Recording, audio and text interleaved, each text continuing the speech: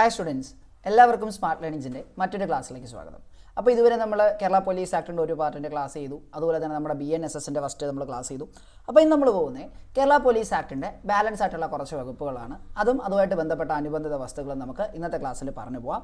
അപ്പോൾ എല്ലാവരെയും ക്ലാസ്സിലേക്ക് ഒരിക്കൽ കൂടെ സ്വാഗതം ചെയ്യുന്നു. അപ്പോൾ നിങ്ങൾക്ക് ഇഷ്ടപ്പെടുന്നുണ്ടെങ്കിൽ നിങ്ങളുടെ കൂടെ ഇരുന്ന് വായിക്കുന്ന കൂട്ടുകാർക്കൊക്കെ ഒന്ന് ഷെയർ ചെയ്യാനായിട്ട് ശ്രമിക്കുക. അതുപോലെ തന്നെ നിങ്ങളുടെ അഭിപ്രായങ്ങളിലൂടെ കമൻറ്റ് ചെയ്യാനായിട്ട് മറന്നു പോകരുത്. അപ്പോൾ നമുക്ക് ഒരുമിച്ച് ശ്രമിച്ച് ഒരു ജോലിയിലേക്ക് എത്തിച്ചേരാം.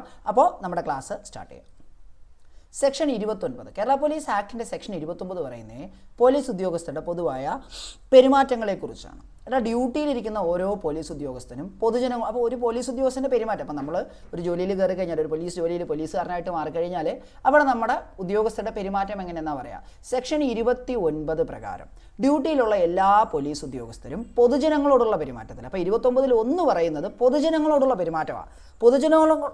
പൊതുജനങ്ങളോടുള്ള പെരുമാറ്റങ്ങളിൽ മര്യാദ, ഔചിത്യം, അവസരോചിത, സഹാനുഭൂതി എന്നിവ പ്രകടമാക്കണം. ഇപ്പോൾ ഡ്യൂട്ടിയിലുള്ള എല്ലാ പോലീസ് ഉദ്യോഗസ്ഥരും പൊതുജനങ്ങളോടുള്ള പെരുമാറ്റത്തിൽ മര്യാദ, ഔചിത്യം, അവസരോചിത, സഹാനുഭൂതി എന്നിവ പ്രകടിപ്പിക്കേണ്ടതും സഭ്യവും മാന്യവുമായ ഭാഷ ഉപയോഗിക്കേണ്ടതും. അപ്പോൾ ഡ്യൂട്ടിയിലുള്ള എല്ലാ പോലീസ് ഉദ്യോഗസ്ഥരും പൊതുജനങ്ങളോടുള്ള പെരുമാറ്റത്തിൽ എന്തൊക്കെയാണ് കാണിക്കേണ്ടത്?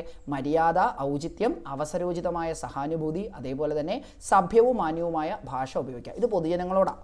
29(2) പ്രകാരം നമ്മൾ പോലീസ് ഉദ്യോഗസ്ഥനാണെന്ന് പറഞ്ഞിട്ടേ നമ്മൾ അനാവശ്യമായിട്ട് ഒരാൾക്ക് നേരെ ബലപ്രയോഗം നടത്താനോ, അല്ലെങ്കിൽ ഞാൻ പോലീസുകാരനാണ്, ഞാൻ നിന്നെ കേസിന് എടുത്തിക്കളയും, അതുകൊണ്ട് ഞാൻ കുടിച്ച ചായ എനിക്ക് ഫ്രീ ആയിട്ട് തരണം, ചായക്ക് കാശ് തരാൻ പറ്റില്ല.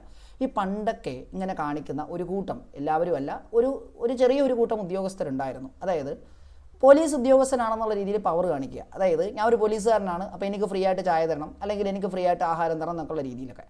അപ്പോൾ അല്ല എങ്കിൽ നിങ്ങൾക്കെതിരെ കേസെടുക്കുന്ന പറഞ്ഞ് പേടിപ്പിക്കും. അങ്ങനെയൊന്നും ചെയ്യാൻ പാടില്ല. അപ്പോൾ സെക്ഷൻ 29(2) പ്രകാരം ആർക്കെങ്കിലും എതിരായിട്ട് ബലപ്രയോഗം നടത്തുവാനോ, അല്ലെങ്കിൽ ബലപ്രയോഗം നടത്തുമെന്നോ, അല്ലെങ്കിൽ പ്രതികൂലമായ ഏതെങ്കിലും പോലീസ് നടപടിയോ അല്ലെങ്കിൽ നിയമ നടപടിയോ സ്വീകരിക്കുമെന്നോ ആരെയും ഭീഷണിപ്പെടുത്തുവാൻ പാടില്ല. ഇത് സെക്ഷൻ 29(2) പ്രകാരമാണ്. 29(1) പ്രകാരം പൊതുജനങ്ങളോടുള്ള ഇടപെടലിൽ മര്യാദ, ഔചിത്യം, അവസരോചിത, സഹാനുഭൂതി, സഭ്യവും മാന്യവുമായ ഭാഷ. 29(2) ആരെയും ആക്രമിക്കുമെന്ന് പേടിപ്പെടുത്താൻ പാടില്ല. 29(3) ആക്രമിക്കുക മീൻസ് പോലീസ് നടപടികളായിട്ട് സ്വീകരിക്കുന്നത്. 29(3) എന്ന് പറയുന്നത് പോലീസ് ഉദ്യോഗസ്ഥർ കുറ്റകൃത്യത്തിനിരയായവരോട് പ്രത്യേകമായ സഹാനുഭൂതി. അപ്പോൾ ഇവിടെ ഇരകളോടുള്ള സഹാനുഭൂതിയാണ് 29(3) പറയാം. ഇപ്പോൾ 29(3) പറയുന്നത് എന്താണ്? ഇരകളോടുള്ള സഹാനുഭൂതിയാണ് 29(3) പറയാം. പ്രത്യേകിച്ച് സ്ത്രീകളോട്, കുട്ടികളോട്, അതുപോലെ മുതിർന്ന പൗരന്മാരോട് അവരുടെ പ്രത്യേക ആവശ്യങ്ങൾക്ക് പരിഗണന നൽകിക്കൊണ്ട് പെരുമാറ്റത്തിൽ സഹാനുഭൂതി പ്രകടിപ്പിക്കണം. 29(1) പറഞ്ഞത് പൊതുജനങ്ങളോടുള്ള ഇടപെടൽ. 29(3) മാറിയപ്പോൾ അത് ഇരകളോടാണ്. ഒരു സ്ത്രീ ആലോചിക്കുക, അവരെ ബസ്സിൽ വെച്ച് ലൈംഗിക അതിക്രമത്തിനിരയായി അല്ലെങ്കിൽ ലൈംഗിക പീഡനത്തിനിരയായി എന്നുള്ള ആരോപണവുമായിട്ട് അവർ സ്റ്റേഷനിൽ വരിക.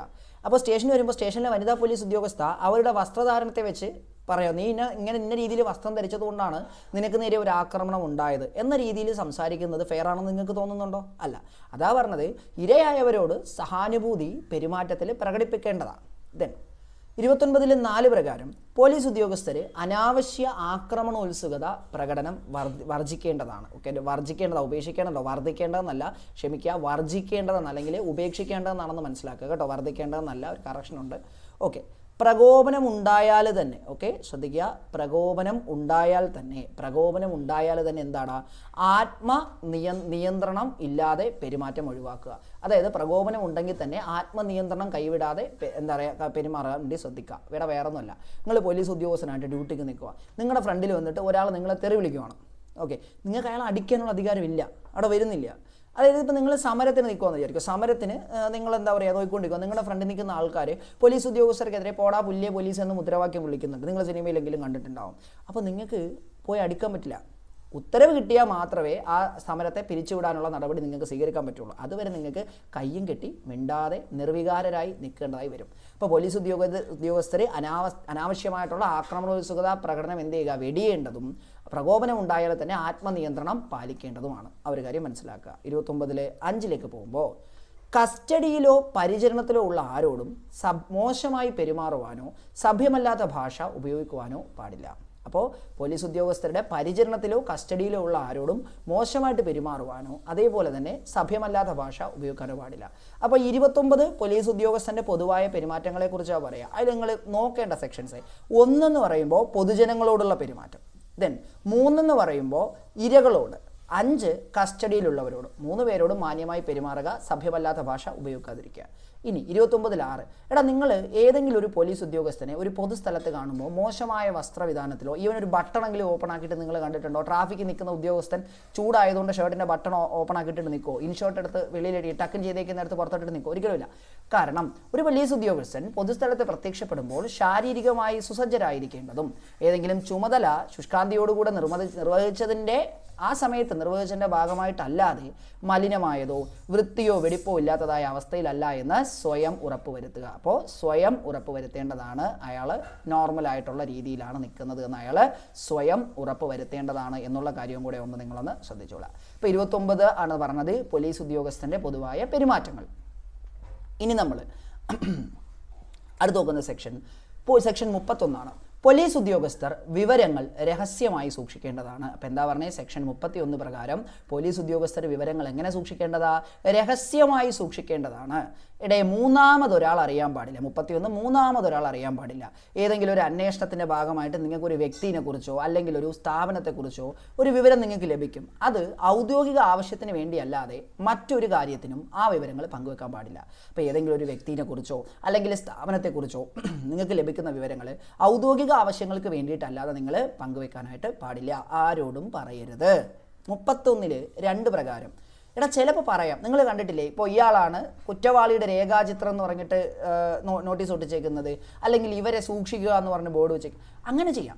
കുറ്റകൃത്യങ്ങൾ കണ്ടുപിടിക്കുന്നതിന് വേണ്ടിയിട്ടോ അല്ലെങ്കിൽ തടയുന്നതിന് വേണ്ടിയിട്ടോ എന്ത് ചെയ്യാതെ വിവരങ്ങൾ പ്രസിദ്ധപ്പെടുത്താം. കുറ്റകൃത്യങ്ങൾ കണ്ടുപിടിക്കുന്നതിനോ അല്ലെങ്കിൽ തടയുന്നതിനോ വേണ്ടി വിവരങ്ങൾ പ്രസിദ്ധപ്പെടുത്താവുന്നതാണ്. 3 പത്രങ്ങളിലോ അല്ലെങ്കിൽ ഏതെങ്കിലും ദൃശ്യമാധ്യമങ്ങളിലോ പ്രസിദ്ധീകരിക്കുന്നതിന് വേണ്ടി സംസ്ഥാന പോലീസ് മേധാവിയുടെ അനുമതി ഇല്ലാതെ കസ്റ്റഡിയിലുള്ള വ്യക്തികളെ പ്രദർശിപ്പിക്കാനോ അവരുടെ ഫോട്ടോ എടുക്കുന്ന അനുവദിക്കാനോ പാടുള്ളതല്ല. അപ്പോൾ എന്താ 3 പറഞ്ഞേ? പത്രങ്ങളിലോ അല്ലെങ്കിൽ ഏതെങ്കിലും ദൃശ്യമാധ്യമങ്ങളിലോ നിങ്ങൾ കണ്ടിട്ടുണ്ടോ? പ്രതികളെ കൊണ്ടുപോകുമ്പോൾ കറുത്ത തുണിയൊക്കെ മൂടിയിട്ടാണ് കൊണ്ടുപോകുന്നത്. അവരെ ഫോട്ടോ എടുക്കാനോ ഇൻ്റർവ്യൂ ചെയ്യാനോ ഒക്കെ അനുവദിക്കാറില്ല. അഥവാ അനുവദിക്കണമെങ്കിൽ സംസ്ഥാന പോലീസ് മേധാവിയുടെ അനുമതി വേണം. ഇപ്പോൾ പത്രങ്ങളിലോ അല്ലെങ്കിൽ ഏതെങ്കിലും ദൃശ്യമാധ്യമങ്ങളിലോ പ്രസിദ്ധീകരിക്കുന്നതിന് വേണ്ടിയിട്ട് സംസ്ഥാന പോലീസ് മേധാവിയുടെ അനുമതിയില്ലാതെ കസ്റ്റഡിയിലുള്ള വ്യക്തികളെ പ്രദർശിപ്പിക്കുവാനോ അവരുടെ ഫോട്ടോ എടുക്കുന്ന അനുവദിക്കുവാനോ പാടില്ല. അപ്പോൾ സെക്ഷൻ 31 പോലീസ് വിവരങ്ങൾ രഹസ്യമായി സൂക്ഷിക്കുക. മൂന്നാമതൊരാൾ ആ കാര്യം അറിയാനായിട്ട് പാടില്ല. ഇനി സെക്ഷൻ 33 പോകുമ്പോൾ ഈ പോലീസ് നടപടികളില്ലേ, പോലീസ് നടപടികൾ പോലീസിനും പൊതുജനങ്ങൾക്കും വീഡിയോ അല്ലെങ്കിൽ ഇലക്ട്രോണിക് റെക്കോർഡുകൾ വഴി സൂക്ഷിച്ചു വെക്കാം. നിങ്ങൾ കണ്ടിട്ടുണ്ടാവും, ഒരു പോലീസുകാരൊരു നടപടി എടുക്കുന്ന സമയത്ത് പൊതുസ്ഥലത്താണ് അല്ലെങ്കിൽ സ്വകാര്യ ഇടത്ത് ഒരു ട്രാഫിക് നിയന്ത്രണത്തിൽ നിൽക്കുന്ന ഒരു പോലീസ് ഉദ്യോഗസ്ഥൻ, അല്ലെങ്കിൽ വേണ്ട റോഡിൻ്റെ സൈഡിൽ ഹെൽമെറ്റ് വെട്ടിയടിക്കാൻ നിൽക്കുന്ന പോലീസ് ഉദ്യോഗസ്ഥൻ, അല്ലേ, പുള്ളിക്കാർ നമ്മൾ കൈ കാണിക്കുന്നു, നമ്മൾ വണ്ടി നിർത്തുന്നു. അപ്പോൾ നമ്മൾ ഈ സംസാരിക്കുന്ന സമയത്ത് എന്തെങ്കിലും ഒരു സംസാരമോ തർക്കമോ ഉണ്ടായിക്കഴിഞ്ഞാൽ എന്ത് ചെയ്യൂടെ? പോലീസുകാരുടെ കൂട്ടത്തിൽ ഏതെങ്കിലും ഒരാൾ മൊബൈൽ ക്യാമറ എടുത്ത് റെക്കോർഡ് ചെയ്യുന്നത് കാണാൻ പറ്റും, വീഡിയോ ആയിട്ട് റെക്കോർഡ് ചെയ്യും. ഇനി ഈ പൊതുജനങ്ങളുടെ ഭാഗത്തുനിന്നും ഇതുപോലെ പോലീസ് നടപടികൾ എന്ത് ചെയ്യും? വീഡിയോ എടുക്കും, അല്ലെ? പൊതുജനങ്ങളും വീഡിയോ എടുക്കും, പോലീസുകാരും വീഡിയോ എടുക്കും. നോക്കാം നമുക്ക്. അപ്പോൾ സെക്ഷൻ 33 എന്താ? MP3. ഓക്കെ, സെക്ഷൻ 33 പോലീസിന് മീഡിയ അല്ലെങ്കിൽ വീഡിയോസ് എടുത്ത് സൂക്ഷിച്ചു വെക്കാം, പൊതുജനങ്ങൾ സൂക്ഷിച്ചു വെക്കാം. പൊതുജനങ്ങൾക്കും വീഡിയോ എടുക്കാം, പോലീസിനും വീഡിയോ എടുക്കാം. 33 പ്രകാരം പോലീസിന് അവരുടെ ചുമതലകൾ നിർവഹിക്കുന്നുണ്ടൊക്കെ ചെയ്ത ഏതൊരു പ്രവൃത്തിയുടെയും ഓഡിയോ അല്ലെങ്കിൽ വീഡിയോ ഇലക്ട്രോണിക് റെക്കോർഡ് സൂക്ഷിച്ചു വെക്കാം.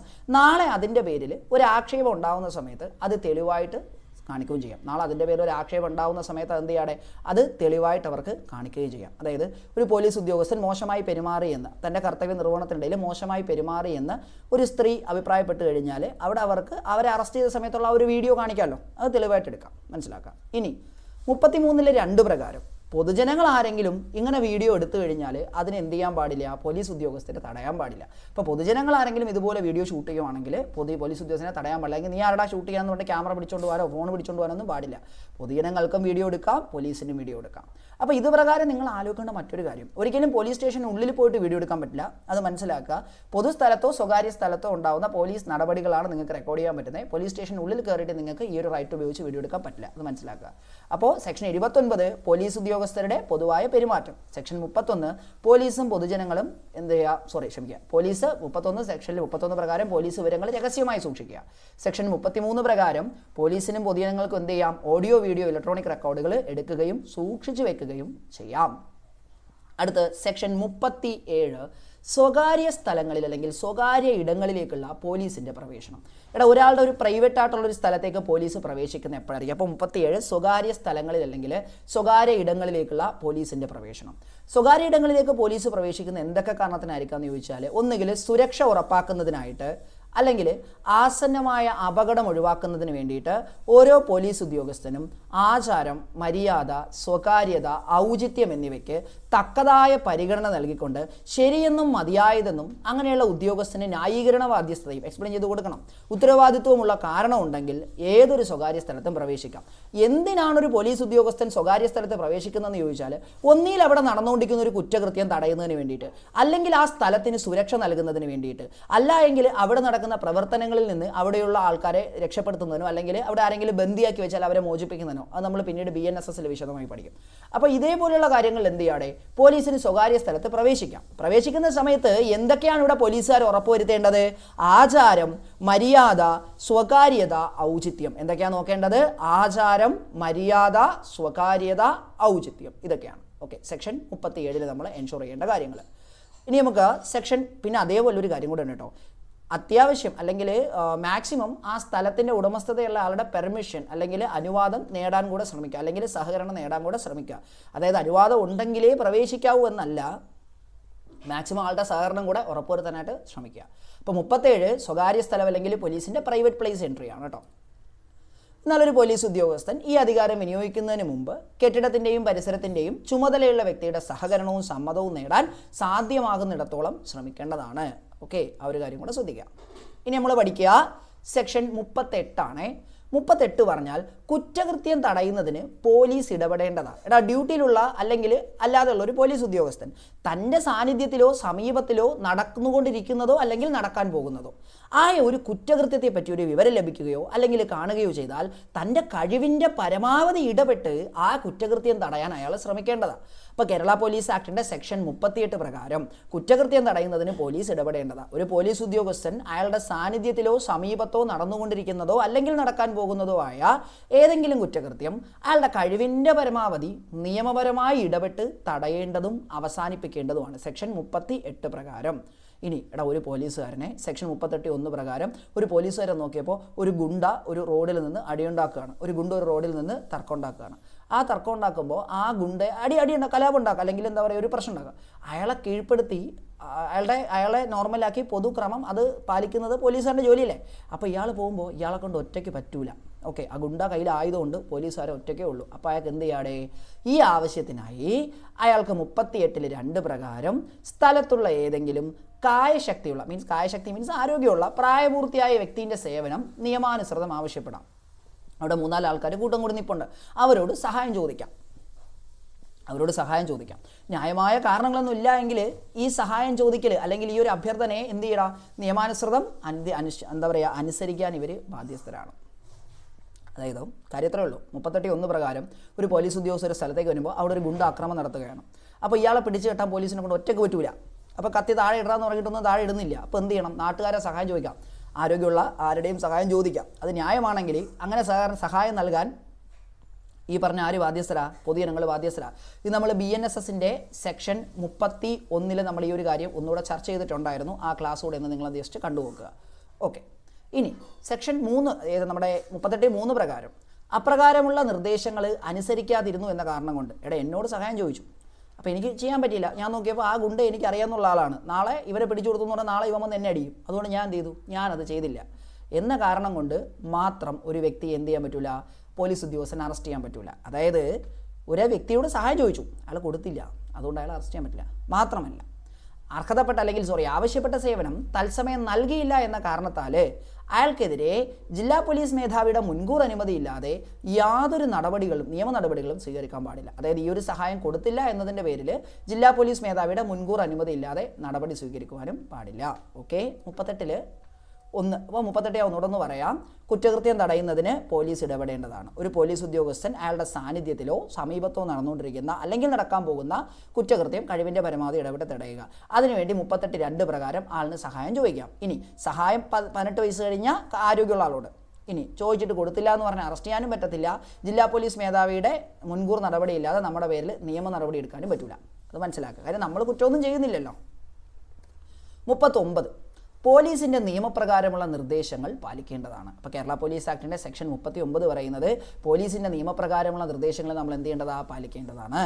കേരള പോലീസ് ആക്ടിൻ്റെ കീഴിലുള്ള ചുമതലകൾ നിർവഹിക്കുന്നതിന് വേണ്ടി ഒരു പോലീസ് ഉദ്യോഗസ്ഥൻ നൽകുന്ന നിയമപ്രകാരമുള്ള എല്ലാ നിർദ്ദേശങ്ങളും എല്ലാവരും പാലിക്കേണ്ടതാണ്.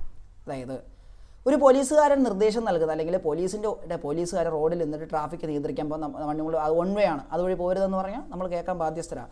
പോലീസ് ഉദ്യോഗസ്ഥൻ ക്യൂ പാലിക്കാൻ ആവശ്യപ്പെട്ടാൽ അത് പാലിക്കാൻ നമ്മൾ ബാധ്യസ്ഥരാണ്. പോലീസ് ഉദ്യോഗസ്ഥർ നമ്മളോട് പുക വലിക്കരുതെന്ന് പറഞ്ഞാൽ പുക വലിക്കാതിരിക്കാൻ നമ്മൾ പൊതുസ്ഥലത്ത് പുക വലിക്കാതിരിക്കാൻ നമ്മൾ ബാധ്യസ്ഥരാണ്. ഓപ്പണായിട്ടിരുന്ന് മദ്യപിക്കരുതെന്ന് പറഞ്ഞാൽ ആ നിയമം അനുസരിക്കാൻ നമ്മൾ ബാധ്യസ്ഥരാണ്. കാര്യം അത് നിയമപ്രകാരമുള്ള ഉത്തരവാണ്. അതുകൊണ്ട് ഇനി എപ്പോഴൊക്കെ ആയിരിക്കും ഒരു പോലീസ് ഉദ്യോഗസ്ഥൻ നിയമം അനുസരിക്കാനായിട്ട് ആവശ്യപ്പെടുന്നത്? ഒന്നുകിൽ ഒരു നിയമലംഘനം അവിടെ നടക്കുമ്പോൾ, അല്ല എങ്കിൽ ഒരു കുറ്റകൃത്യത്തെ തടയുന്നതിന് വേണ്ടി. അതെപ്പോഴും മനസ്സിലോർത്തോണം.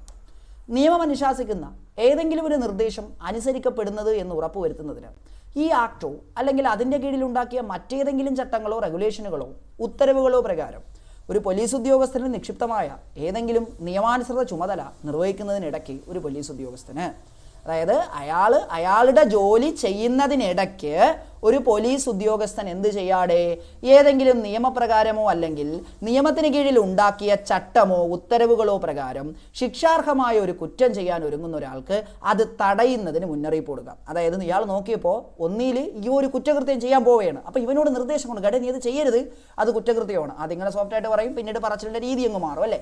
ഏതെങ്കിലും നിയമപ്രകാരമോ അല്ലെങ്കിൽ നിയമത്തിന് കീഴിൽ ഉണ്ടാക്കിയ ചട്ടമോ ഉത്തരവുകളോ പ്രകാരം ശിക്ഷാർഹമായ ഒരു കുറ്റം ചെയ്യാൻ ഒരുങ്ങുന്ന ഒരാൾക്ക് അത് തടയുന്നതിനായിട്ട് എന്ത് ചെയ്യാതെ മുന്നറിയിപ്പ് നമുക്ക് നൽകാം. ഇനി ഏതൊരാളോടും അയാൾ സ്വന്തം കാര്യത്തിലോ അല്ലെങ്കിൽ മറ്റൊരാളുടെ കാര്യത്തിലോ തൻ്റെ ചുമതലയിലുള്ള ഏതെങ്കിലും കാര്യത്തിലോ പ്രവർത്തിക്കേണ്ട രീതി നിർണ്ണയിക്കുവാൻ ഏതൊരു നിയമവും പാലിക്കാൻ ആവശ്യപ്പെടാം. അതായത് സ്വന്തം കാര്യത്തിലാവാം, അല്ലെങ്കിൽ മറ്റൊരാളുടെ കാര്യത്തിലാവാം, അല്ലെങ്കിൽ അയാളുടെ ചുമതലയിൽ വരുന്നൊരു കാര്യം, ഇത് പോലീസുകാരനോടല്ല വ്യക്തിക്ക്, അയാളോട് എന്ത് ചെയ്യാം? ആ നിയമം പാലിക്കാൻ ആവശ്യപ്പെടാം അല്ലേ.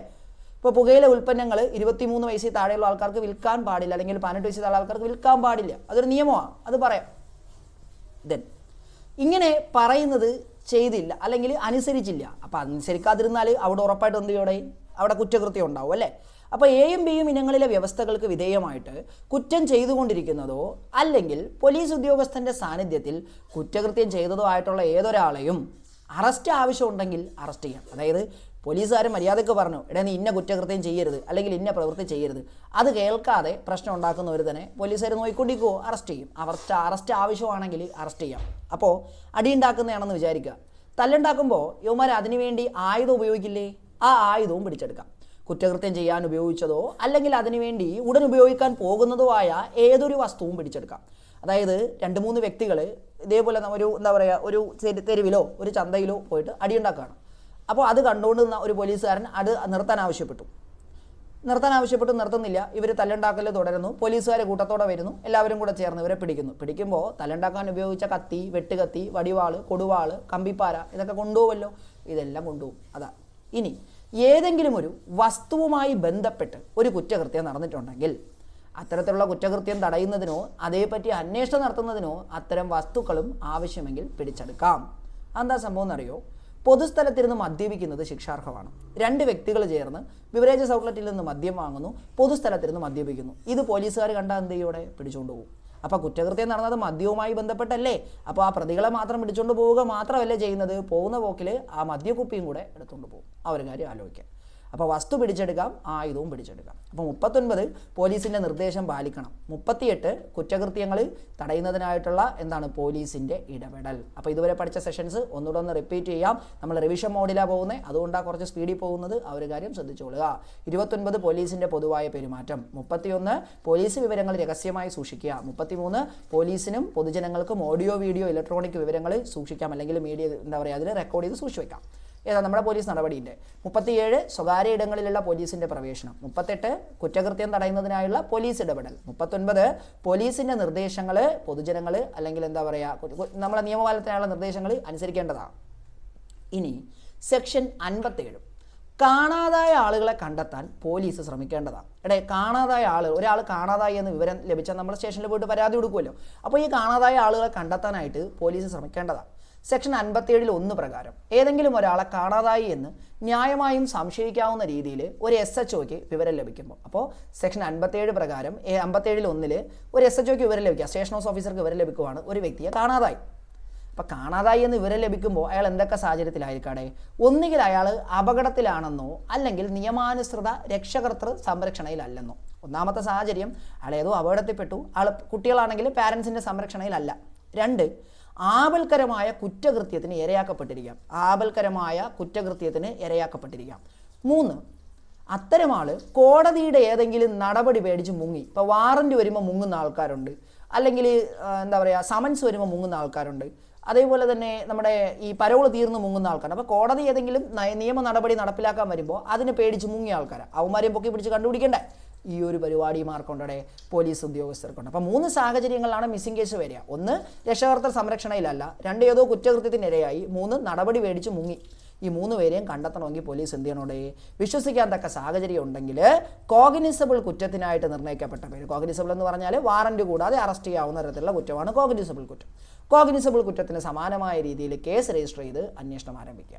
കോഗ്നിസബിൾ കുറ്റത്തിന് സമാനമായ രീതിയിൽ കേസ് രജിസ്റ്റർ ചെയ്ത് അന്വേഷണം ആരംഭിക്കേണ്ടതാണ്. 57(2) പ്രകാരം ഇത്തരം ഒരു അന്വേഷണത്തിൽ പോലീസ് ഉദ്യോഗസ്ഥർക്ക് എന്ത് ചെയ്യാടെ, ഒന്നിൽ ആ പോലീസ് ഉദ്യോഗസ്ഥനോ സ്റ്റേഷൻ ഹൗസ് ഓഫീസർക്കോ അല്ല എങ്കിൽ സ്റ്റേഷൻ ഹൗസ് ഓഫീസർ നിർദ്ദേശിക്കുന്ന മറ്റൊരു ഉദ്യോഗസ്ഥനോ ഏതൊരു സാക്ഷിയെയും ചോദ്യം ചെയ്ത് മൊഴി രേഖപ്പെടുത്താം, ഏതൊരു സ്ഥലത്തും പരിശോധനയും നടത്താം. അതായത് 57(2) പ്രകാരം ഒരാൾ കാണാതായെന്ന് വിവരം ലഭിച്ചു, അത് അന്വേഷിക്കുന്ന ഉദ്യോഗസ്ഥനോ അല്ലെങ്കിൽ അയാളെ നിയോഗിക്കുന്ന മറ്റേതെങ്കിലും ഉദ്യോഗസ്ഥനോ ഇതുമായിട്ട് ബന്ധപ്പെട്ട് ആരെ വേണോ ചോദ്യം ചെയ്യാം, അതുപോലെ തന്നെ ഏതൊരു സ്ഥലത്തും പരിശോധനയും നടത്താം. ഇനി ഈ കാര്യം അന്വേഷിക്കുന്ന പോലീസ് ഉദ്യോഗസ്ഥന് നമ്മൾ ചോദിക്കുന്ന ആൾക്കാർ സത്യസന്ധമായി വിവരം നൽകുക. അങ്ങനെ ഈ സാക്ഷി മൊഴിയോ അല്ലെങ്കിൽ മൊഴികൾ കൊടുക്കുന്ന ആൾക്കാർക്ക് മൊഴിയുടെ ഒരു പകർപ്പ് നൽകുക. പകർപ്പ് ലഭിച്ചെന്ന് സാക്ഷി ഒപ്പിട്ട് കൊടുക്കാൻ വേണം. അത് നമ്മൾ സാക്ഷി മൊഴി രേഖപ്പെടുത്തുന്ന രീതിയൊക്കെ നമ്മൾ എന്ത് ചെയ്യോടെ BNSSൽ പഠിക്കും. ആ സമയത്ത് അത് വിശദമായിട്ട് പറഞ്ഞുതരാം. എന്നാലൊന്ന് മനസ്സിലാക്കുക, പോലീസുകാർ ചോദ്യം ചോദിക്കും, അപ്പോൾ നമ്മൾ ആ ഒരു കാര്യം പറഞ്ഞു കൊടുക്കും, അല്ലേ, ഇന്ന രീതിയിൽ ഇന്ന ആളെ ഞാൻ ഇന്ന സ്ഥലത്ത് വെച്ച് കണ്ടു, അത് ഞാൻ പറയുന്നതായിട്ട് ഒരു പേപ്പറിൽ എഴുതിയിട്ട് അതിൻ്റെ ഒരു കോപ്പി എനിക്ക് തരും. ഞാൻ കോപ്പി ലഭിച്ചതായിട്ട് അങ്ങോട്ട് ഒപ്പിട്ട് കൊടുക്കും. അത് പിന്നീട് കോടതിയിൽ പോകുമ്പോൾ തർക്കങ്ങൾ ഉണ്ടാവാതിരിക്കാനൊക്കെ വേണ്ടിയിട്ടാണ്. ദെൻ 57(4) ഈ വകുപ്പ് പ്രകാരമുള്ള തിരച്ചിൽ നടപടികളും മറ്റു കാര്യങ്ങളും ഒക്കെ BNSSലെ വ്യവസ്ഥയ്ക്കനുസരിച്ചായിരിക്കും. സെർച്ച് ആൻഡ് സൈസർ എന്ന് പറഞ്ഞിട്ടൊരു സംഭവം നമ്മൾ പഠിക്കും. 57(4) ഈ വകുപ്പ് പ്രകാരമുള്ള എല്ലാ തിരച്ചിലും BNSSലെ വ്യവസ്ഥകൾക്ക് അനുസരിച്ചാണ് നടത്തേണ്ടത്. ക്ലിയർ അല്ലേ? ഓക്കെ. ഇനി 57(5) കാണാതായ ആളെ കണ്ടെത്തി, ആളെ കിട്ടിക്കഴിഞ്ഞാൽ എന്ത് ചെയ്യണോടെ, ഒന്നുകിൽ ഉത്തരവാദിത്തമുള്ള രക്ഷിതാക്കളെ രേഖാമൂലം ഏൽപ്പിക്കുക. അതായത് ഇപ്പോൾ കുട്ടികളെയാണ് കാണാതായതെങ്കിൽ രക്ഷിതാക്കളെ ഏൽപ്പിക്കുക. അല്ലെങ്കിൽ കേസ് കിടക്കുമല്ലേ, ആധികാരികതയുള്ള, അല്ലെങ്കിൽ എവിടെയാണോ ജൂറിസ്ട്രിക്ഷൻ, അധികാരിതയുള്ള മജിസ്ട്രേറ്റിന് മുമ്പാകെ ഹാജരാക്കുക. ഇനി മജിസ്ട്രേറ്റിന് മുമ്പാകെ ഹാജരാക്കി 57(6) പ്രകാരം മജിസ്ട്രേറ്റിന് മുമ്പാകെ ഹാജരാക്കിയപ്പോൾ ഒരു സ്ത്രീയോ കുട്ടിയോ ആണെങ്കിൽ അവർ പറയുക, എനിക്ക് ഭർത്താവിനോടൊപ്പം പോകാൻ താല്പര്യമില്ല, അല്ലെങ്കിൽ എനിക്ക് വീട്ടുകാരോടൊപ്പം പോകാൻ താല്പര്യമില്ല എന്ന് പറയുവാണെങ്കിൽ എന്ത് ചെയ്യുക, ആ വ്യക്തിയുടെ സ്വകാര്യതയും താല്പര്യവും സംരക്ഷിക്കുന്നതിന് ആവശ്യമായ നടപടികൾ മജിസ്ട്രേറ്റ് സ്വീകരിക്കേണ്ടതാണ്. അപ്പോൾ ഇങ്ങനെ പറയുമ്പോൾ ഇന്നയാളുടെ കൂടെ പോകാൻ താല്പര്യമില്ല, അതെൻ്റെ റൈറ്റ് ആണെന്നുള്ള രീതിയിൽ പറയുമ്പോൾ അത് എന്താ പറയുക, ഈ പേയ്മെൻറ്റ് നമ്മൾ ഈ ഒളിച്ചോടി പോകുന്ന കേസൊക്കെ ഇല്ലേ, അല്ലെങ്കിൽ ഇത് വരുന്നതാണ്. അപ്പോൾ മജിസ്ട്രേറ്റ് അവരുടെ താല്പര്യമാണ് സംരക്ഷിക്കേണ്ടതെന്നുള്ള കാര്യം ആലോചിക്കുക. കുട്ടിയാണ് മാതാപിതാക്കളോടൊപ്പം പോകാൻ താല്പര്യമില്ല എന്ന് പറഞ്ഞാൽ അവരെ ചൈൽഡ് വെൽഫെയർ കമ്മിറ്റിയുടെ ഭാഗമായിട്ടോ അല്ലെങ്കിൽ എന്താ പറയുക ഈ ചിൽഡ്രൻസ് ഹോംസിലൊക്കെ പാർപ്പിക്കേണ്ട രീതിയിലൊക്കെ പോകും കേട്ടോ. ഓക്കെ, നമുക്ക് അത്രയും ഡീറ്റെയിൽ വരുന്നില്ല, പറഞ്ഞേ ഉള്ളൂ. അപ്പോൾ 57 എന്താണെന്ന് സംഭവം നമുക്ക് മനസ്സിലായി. കാണാതായ വ്യക്തിനെ എന്താ പറയുക, കാണാതായ വ്യക്തി ഒരാളെ കാണാനില്ല എന്നൊരു വിവരം ലഭിച്ചു കഴിഞ്ഞാൽ കോഗ്നിസബിൾ കേസ് രജിസ്റ്റർ ചെയ്യുക, എവിടെ വേണോ പരിശോധിക്കാം, ആരെ വേണോ ചോദ്യം ചെയ്യാം. ചോദ്യം ചെയ്യുന്ന ആൾക്കാർക്ക് സാക്ഷിമൊഴി രേഖപ്പെടുത്തുകയും അതിൻ്റെ പകർപ്പ് കൊടുക്കുകയും വേണം. ഇനി തിരച്ചിൽ നടപടിയെല്ലാം BNSS പ്രകാരമായിരിക്കും. കണ്ടു കിട്ടിക്കഴിഞ്ഞാൽ എന്ത് ചെയ്യണോടെ, ഒന്നിലെ രക്ഷിതാക്കളോടൊപ്പം ഇടണം, അല്ലെങ്കിൽ മജിസ്ട്രേറ്റിന് മുമ്പാകെ ഹാജരാക്കണം. ഇനി മജിസ്ട്രേറ്റിന് മുമ്പാകെ ഹാജരാക്കുന്ന സമയത്തോ സ്ത്രീയോ കുട്ടിയോ ആണെങ്കിൽ അവരുടെ സ്വകാര്യതയും താല്പര്യവും സംരക്ഷിക്കാൻ മജിസ്ട്രേറ്റ് ബാധ്യസ്ഥരാണ്.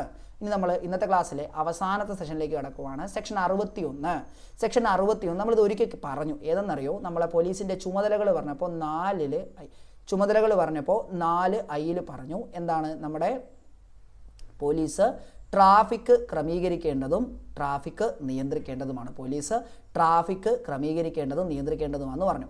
ഡ്യൂട്ടിയിലുള്ള ഒരു പോലീസ് ഉദ്യോഗസ്ഥൻ ക്രമരാഹിത്യം, തടസ്സം, അപകടം എന്നിവ ഒഴിവാക്കുന്നതിന് വേണ്ടി പൊതുസ്ഥലങ്ങളിൽ ട്രാഫിക് ക്രമീകരിക്കാവുന്നതും നിയന്ത്രിക്കാവുന്നതും അതിനായി ബന്ധപ്പെട്ട നിർദ്ദേശങ്ങൾ നൽകാവുന്നതുമാണ്. അതായത് പോലീസ് ട്രാഫിക് നിയന്ത്രിക്കണം, പ്രീവിയസ് ചോദ്യമാണിത്. പോലീസ് ട്രാഫിക് ക്രമീകരിക്കണം, നിയന്ത്രിക്കണം എന്ന് പറയുന്ന സെക്ഷൻ 61 ആണ്. കേരള പോലീസ് ആക്ടിലെ സെക്ഷൻ 61 പ്രകാരം പോലീസ് എന്തൊക്കെ വേണ്ടിയിട്ടാണ് വേണ്ടിയിട്ടാണ് ക്രമരാഹിത്യം, ഓർഡർ തെറ്റിക്കുക, അപകടം, അതുപോലെ കാര്യങ്ങളൊക്കെ ഒഴിവാക്കുന്നതിന് വേണ്ടി എന്ത് ചെയ്യുക, പൊതുസ്ഥലങ്ങളിൽ ട്രാഫിക് നിയന്ത്രിക്കുക. നോ എൻട്രി ബോർഡ് വെക്കാം, ട്രാഫിക് റൂൾസ്, സിഗ്നൽസ് വെക്കാം. സിഗ്നൽസ് വെക്കുന്നില്ല, അതല്ല ഇതിൻ്റെ ഭാഗമാണ്. ട്രാഫിക് സിഗ്നൽ എന്ന് പറഞ്ഞാൽ നിയന്ത്രണമല്ലേ. വൺ വേ വെക്കുന്നത്, അല്ലെങ്കിൽ ഇന്ന വഴി പോകാൻ പറ്റില്ല പറയുക, ബ്ലോക്ക് ചെയ്യുന്നത്, അതൊക്കെ ഒരിക്കലും സഞ്ചാര സ്വാതന്ത്ര്യത്തെ ഹനിക്കപ്പെടുന്നതല്ല എന്ന കാര്യം മനസ്സിലാക്കുക. ഓക്കെ. അപ്പോൾ സെക്ഷൻ 61 പറഞ്ഞത് പോലീസ് ട്രാഫിക് ക്രമീകരിക്കേണ്ടതെന്നാണ്, അല്ലെങ്കിൽ നിയന്ത്രിക്കേണ്ടതാണ്. ഓക്കെ. അപ്പോൾ നമ്മൾ ഇന്നത്തെ ക്ലാസ്സിൽ ചർച്ച ചെയ്ത കാര്യങ്ങൾ കേരള പോലീസ് ആക്ടിൻ്റെ സെക്ഷൻ 29 മുതൽ 61 വരെയുള്ളത് ചർച്ച ചെയ്തു. ഇനി ഒരു ക്ലാസ് കൂടെ കൊണ്ട് കേരള പോലീസ് ആക്ടിൻ്റെ മുഴുവൻ ടോപ്പിക്ക് നമുക്ക് കവർ ചെയ്യുന്ന രീതിയിൽ നമുക്ക് പഠിച്ചു പോവാം. അപ്പോൾ ഇനി വരുന്ന ക്ലാസ്സസിൽ കേരള പോലീസ് ആക്ടിൻ്റെയും മറ്റ് സ്പെഷ്യൽ ടോപ്പിക്കിൻ്റെ വീഡിയോസ് ഉണ്ടാവും. അപ്പോൾ എല്ലാവരും നമ്മുടെ ചാനൽ സബ്സ്ക്രൈബ് ചെയ്യുക. വീഡിയോ ഇഷ്ടമായിട്ടുണ്ടെങ്കിൽ നിങ്ങൾ ലൈക്ക് ചെയ്യുക. അതുപോലെ തന്നെ നിങ്ങളുടെ കമൻസ്, അഭിപ്രായങ്ങളൊക്കെ അറിയിക്കുക. മറ്റൊരു